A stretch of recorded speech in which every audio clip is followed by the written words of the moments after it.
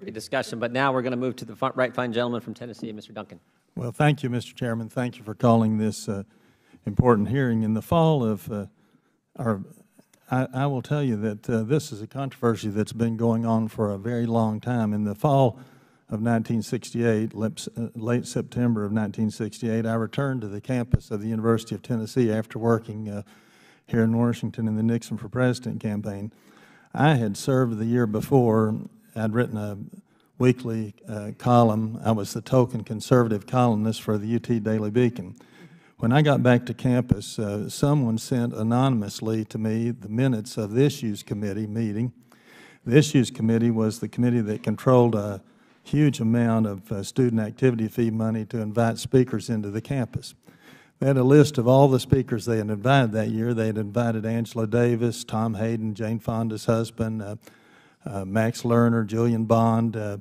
About the most conservative speaker they invited was Hubert Humphrey. But what really upset me, they had a section there that said possible conservative speakers, and they put a John Birch Society member and Ku Klux Klan member. That was their idea of a conservative.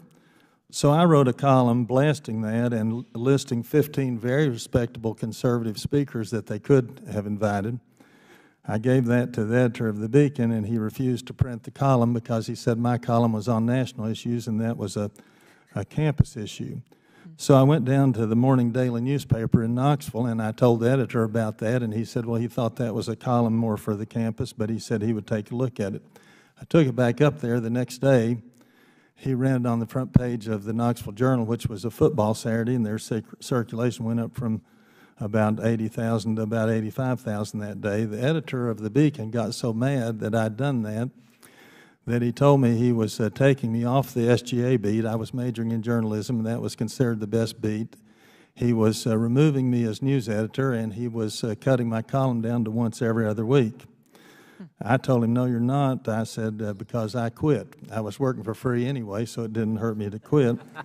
I went down and told the editor of the morning paper what they had done, and they hired me to teach, they hired me as a full-time reporter on the daily newspaper. So what the editor meant for bad turned out for me to be a good thing. But I tell you that because I have a column here by Dennis Prager which says, fear of the left, the most powerful force in America today. Conservatives are keeping quiet about their beliefs. And he says the dominant force in America and many other Western countries today is fear of the left. And so I sometimes, when I'm with conservative students, I hear conservative students say all the time that they really don't feel they can express their true views because they will receive lower grades from many of their professors who are unquestionably liberal, and then I hear liberals deny that that's going on in any campuses. But when I think back to what happened to me because of that column I wrote, I can certainly understand the feeling of many of these students. But I'd like to hear your opinions, Mr. Langhofer, for instance. Do you think that Dennis Prager is correct in this column that he wrote, that the dominant force in America and many other Western communities today is fear of the left, or that conservative students do feel that they have to remain silent sometimes about their views? Well, we definitely have represented a number of students and student groups throughout the country, you know, the West Coast, East Coast, Midwest, where students have been silenced because of their conservative viewpoints or because of their pro-life viewpoints. And I think a great example is we represented Young Americans for Freedom at Cal State LA when they tried to bring Ben Shapiro to speak at campus. And the university threw up all kinds of roadblocks. First, they canceled the speech, and then they tried to charge security fees, and then they basically allowed the professors and the students to block access simply because they disagree with the views. And this was a new group. There was only several students in the group, and they were trying to bring a different viewpoint. And I think that type of reaction where you have hundreds of students and faculty blocking the doors saying that your views aren't welcome, I definitely would say that demonstrates to those conservative students that their views aren't welcome there and that they're second-class citizens at a university where they're paying their tuition just like everybody else. I'm just about out of time, and I have to go preside over the House, but I would be interested, Dr. Weinstein, what has been the reaction to what happened to you, both on campus and off campus? Have any changes been made? The campus has doubled down on every foolish idea it was pursuing and has gotten itself into very serious financial trouble for lack of students, which I should tell you, I warned my colleagues that if they pursued this false equity proposal, that would be the result. So a rather predictable disaster is occurring on campus. I do want to push back a little bit, though, on the assessment that it is the left, because really it isn't one left. There is an ascendant orthodoxy on the left that is very troubling.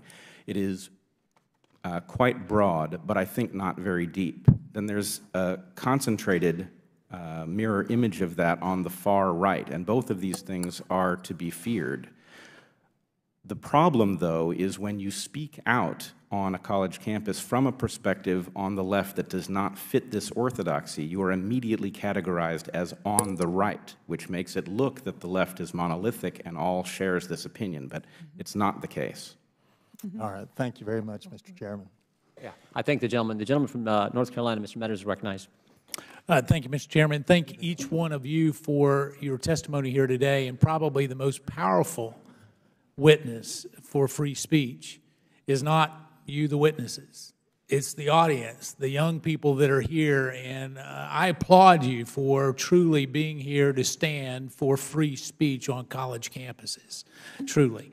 Mr. Langhofer, can you very shortly and succinctly define what hate speech is?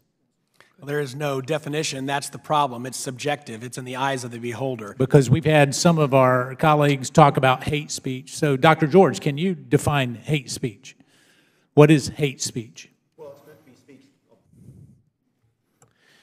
It's meant to be speech that dehumanizes another person. In other words, attacks the person for some aspect of the person that's irrelevant to the conversation rather than attacking ideas.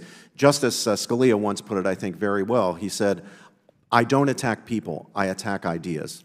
Okay, so if we, so Dr. Hopper, you acted like you wanted to jump in there. Go ahead. Sure. As I indicated in my written testimony, the USC Race and Equity Center does campus climate studies all across the country. At every place we've been but one, black students there have been called niggers. That would be hate speech. All right, so it's going after the individual. So having a difference of opinion is not hate speech? No. All right.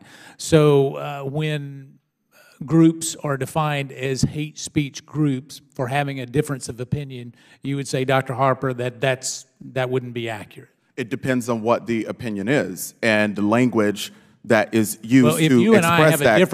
a difference of opinion. That would not be hate speech. For example, I do have a difference of opinion. I don't think your students own the campus on which they go to school because I think that the vast majority of them have taxpayer dollars that fund that quite frankly either are borrowed or granted or paid back at some point. So I don't think that they own it, but we have a difference of opinion, and I will respect your opinion there. So do you believe that it's okay on a public campus to limit where free speech can take place? I do not. To be sure, as I said in both my oral and written testimony, I am a proponent of free speech and engagement I got 5 of contested minutes, ideas. so I'm going to let you be free with your speech, but limited on your speech. How about that? All right. So as we look at that, so you would say, Dr. Harper, it is not okay to have free speech zones. I am not a proponent of free speech zones. So one of the interesting, this particular demonstrates the problem that we have on some college campuses. So here we have a free speech zone that's about the size of a parking space. I think that's ridiculous. Okay. So what size would be okay?